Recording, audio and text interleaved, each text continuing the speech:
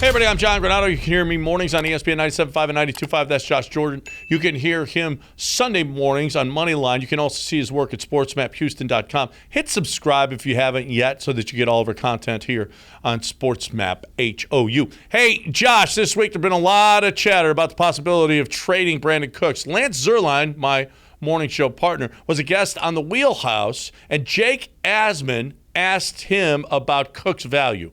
I don't care what he's been traded for in the past. That's completely irrelevant. Right now, I think from a value standpoint, his age, his price tag, I think a fourth is about the best you could hope for from Brandon Cooks right now. Fourth round?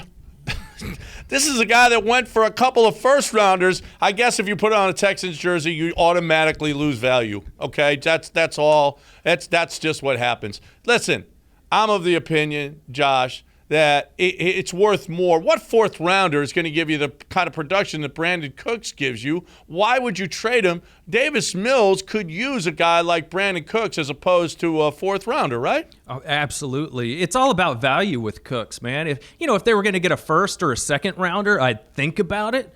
But for a fourth rounder, I'd rather have Brandon Cooks. This guy is so underrated. He has a knock for, not being available for games, but it was just because of those concussions he had kind of all closely together. But after that, he's been very durable. He's played a bunch of football for the Texans. And the only way it would make sense for me is we've seen the Chiefs. We've heard some noise that maybe they're looking for a wide receiver after they traded Tyreek Hill. And if you think about Tyreek Hill, a poor man's version of him kind of is Brandon Cooks, if you think about it that way, in their stature and their speed and the amount of experience they have. And Cooks is still in his 20s, so it would make sense that the Chiefs would have interest in him, but it's for a fourth-round pick? No way. Let Davis Mills develop. Okay, let's say the Chiefs get crazy. Bill O'Brien goes from Alabama, and he gets a job with the Chiefs, and he gives you a second-rounder for Brandon Cooks. Do you take it? Depending on where that second rounder falls, it's going to be at the end. It's going to be at the end of the second round. Then no, I want something high second rounder first. If not that, then no thanks. Because here's the other thing with Cooks is he has about around a $12 million cap number for this year. But next year, his number goes down to $5 million. The year after that, $2.5 million. And he's going to play this season at 29 years old. So that's good value, man. He's still got a couple years left. Which gives you a second rounder possibly for him. I think I'd have to think about the second rounder. I do. And speaking of Davis Mills, he was trending on Twitter on Wednesday night. Texans fans are split about Davis Mills, and I can see that. Some say the Texans should use their high picks and give Mills weapons. Others see Mills as just a placeholder and think those picks would better be used taking the best available player to build up the team as a whole. How much is too much to spend to build around Davis Mills?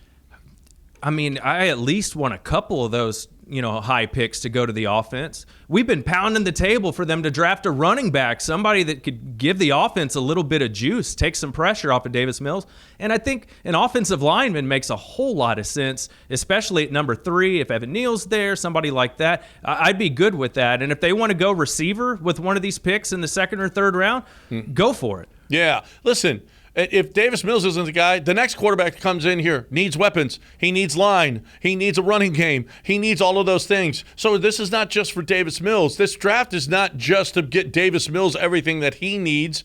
And Davis Mills just might be a placeholder. We don't know that. But whoever comes in here cannot function well with this running back stable, with these wide receivers, with this offensive line. Now, do you need defense as well? You need everything. You need literally everything. And listen, a couple of defensive guys would help Davis Mills as well, because maybe the defenses will get off the field and Davis Mills can get more opportunities if the defense gets off the field. So every single guy that they draft, it's not about Davis Mills. It's about getting good football players finally for the Houston Texans. It is. And a lot of this smoke, I think, around Mills, at least that I saw on Twitter, is the thought that people have had time to watch tape now that the Texans season's over. And some of these evaluators, let's face it, they're probably not watching a lot of Texans games during the season.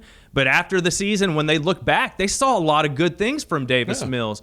So they're thinking, hey, let's surround this guy with some talent and see what he can do. And I'm all for that. No, absolutely. And again, even if it's not Davis Mills' team, the next guy needs these guys.